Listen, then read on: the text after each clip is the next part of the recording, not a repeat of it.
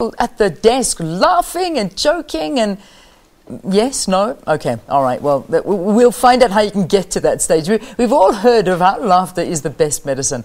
And with employees complaining about stress-related illnesses and burnout all the time, scientific studies have proven that humor in the workplace can increase productivity and creativity, as well as promote physical and emotional health.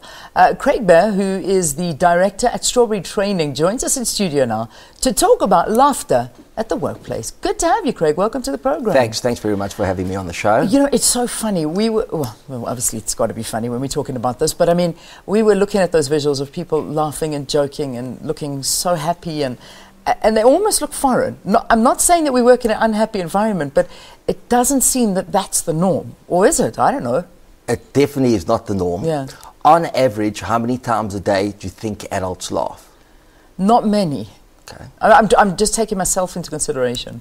Forced laughter, a couple of times, but real laughter, not too many. Okay, firstly, they say the difference between forced laughter or laughing from something funny does exactly the same thing to your body. Oh, really? Your body can't distinguish between the two. Okay. On average, an adult laughs around about 5 times per day. Which is not good enough. Definitely not. We shout the rest of the day, in other words. How often do you think kids laugh during the day? Oh, man, let's say 50 times? They say on average 300 times a day. Are you serious? That is so sweet. 300 times. Why? Because they're still innocent? Because they still don't realize how bad this world really is? Is that my naughty way of thinking? But you know what? In the world, you can see the positive or you can see the negative. Yeah. And I think kids try to focus more on the positive than on the negative. Yeah. And the older that we get as human beings, the more serious we become, and the more we maybe focus on the negative in our lives and the negative in the world. Yeah. And it's our choice as a human being. And when we go and we laugh, everything that's good for our body produces. It produces endorphins, which is a feel-good hormone, and it increases our T cells, which increases our immune systems. Yeah, yeah. So, I mean, laughter is good. I mean, when we say that laughter is the best medicine, we're not exaggerating. I mean, it is good for your health. Yes. Let me tell you how it all started. Yeah. Dr. Kataria, a doctor in India, went and did research in 1995 on what effects laughter has on human beings.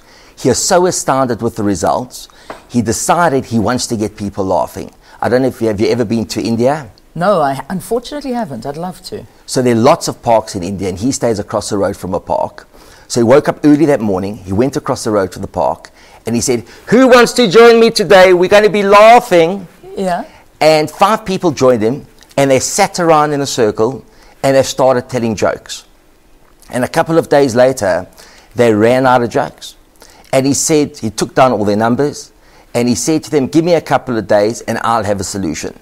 And he did extensive research, and he came back, and he determined that, as I said to you a little bit earlier, if you force yourself to laugh, or if you laugh from something that's funny, it does exactly the same thing to your body. Yeah, yeah. It started off with 5 people in 1995.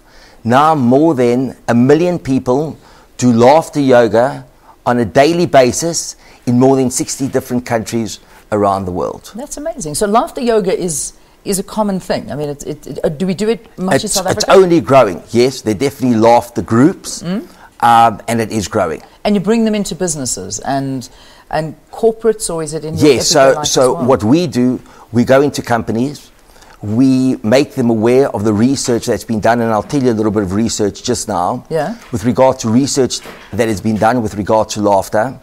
Then we get all of them to do laughter exercises. Yeah. After we've done the laughter exercises, we teach them, or we give them tools on how they can motivate themselves and keep themselves motivated with regard to having the right attitude, and how your attitude can change your life and the reality that you live in. Yeah. And then what we get into, based on the day, month, and year you're born with intrinsic character traits that assist you in achieving what you need to achieve in the world. Now, apparently you've done this for me, so let's end off this interview by talking about this. So you take a person's date of birth or whatever. Yes, yeah, their date of birth. Okay.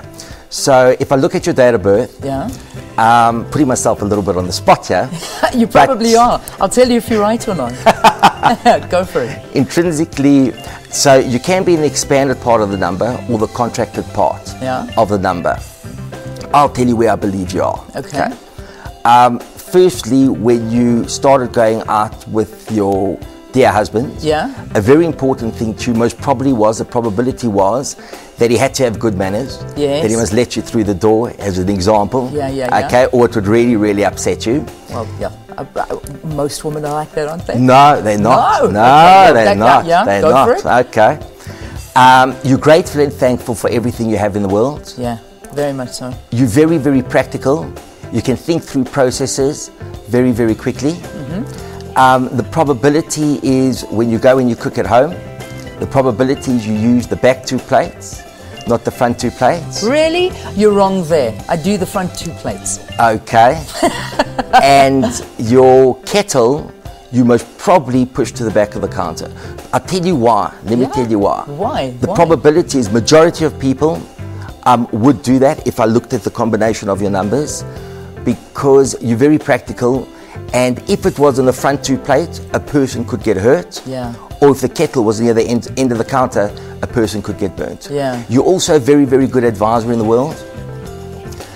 You would think of things, if you in your number, is just say you wanted to put beams. They said to you, listen, they want to put security around the SABC. You would most probably ask questions. Isn't that beam a little bit too high? Can't a person crawl under it? So it's basically, what you're getting is that I'm a very practical person. A very practical person. Not only a practical person, you'll leave a legacy in the world. Wow. When you make up your mind, and you're grateful and thankful for everything you have in the world. And I'll tell you when it even becomes more fascinating, when you take relationships. So if I looked at you and your husband, or you and a colleague, I can tell you intrinsically as an outsider exactly how that relationship is. And what that does, it changes the dynamics in the relationship. You start focusing on the positive of the relationship. Yeah. And it changes each person forever.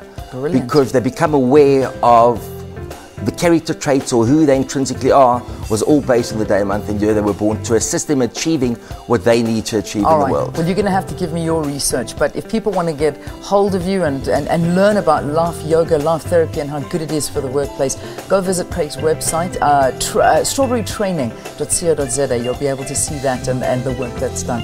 Craig, thanks for coming in. Excellent. Thank you very much. Great to meet you, and keep up the good work.